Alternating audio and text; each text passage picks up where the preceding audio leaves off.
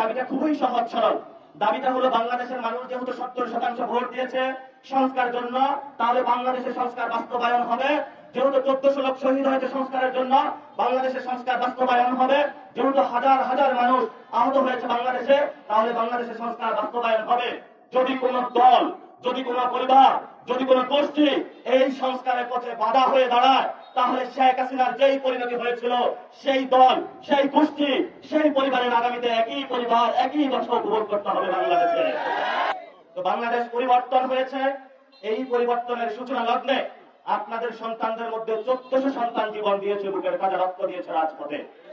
এর মধ্যে ছিল আবু সাইদ অন্যতম, যদি উত্তরবঙ্গের সন্তান ছিলেন।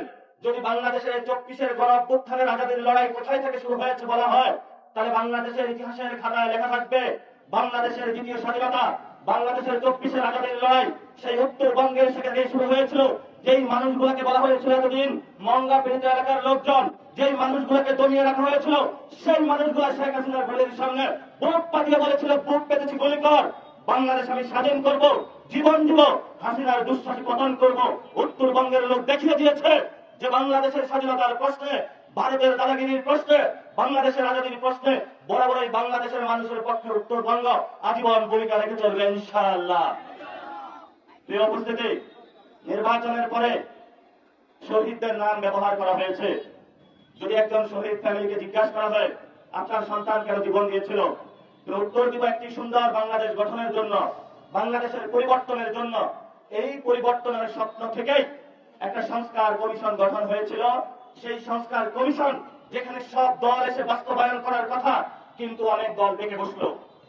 গত 17 বছর এই সংস্কার না হওয়ার কারণে যাদের নেতা নেত্রীরা জেলে পড়েছে, বালুর টাক সরাইতে পারে নাই, আরাফাত রহমান কুকুরকে হত্যা করা হয়েছে, খালেদা জিয়াকে হত্যা করা হয়েছে, অসংখ্য বিএনপির নেতাকর্মী, জামাতের নেতাকর্মীকে হত্যা করা হয়েছে।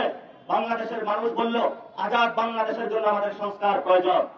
তারপর একটা গণভোট হলো, সেই গণভোটে আপনারা সবাই ভোট দিয়েছেন এবং সেখানে 70% মানুষ গণভোটে হ্যাঁ পক্ষে ভোট দিয়েছে যে আমরা বাংলাদেশটা পরিবর্তন করতে চাই, কারণ আমাদের 1400 ছেলে জীবন দিয়েছে, অসংখ্য সন্তান, কেউ পা হারিয়েছে, কেউ হাত হারিয়েছে, কেউ চোখ হারিয়েছে।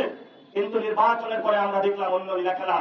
সরকার প্রধান ডেকে বসলো, এর মধ্যে কয়েকজন মন্ত্রী বক্তব্য দিলে, ওই সময় যদি নির্বাচনে মানুষদেরকে এই কথা না বলতাম তাহলে তো মানুষ আমাদেরকে ভোট দিত না। আপনি নির্বাচনের পূর্বে এক কথা বলবেন, নির্বাচন পরবর্তী আরেক কথা বলবেন। একে আমরা বলি বাংলাদেশের মানুষের সাথে স্পষ্ট প্রতারণা। আর এই প্রতারণার আশ্রয় নিয়েছে বাংলাদেশের আমাদের একটি নন্দিত জনগোষ্ঠী, সেই দলটির নাম হলো বিএনপি।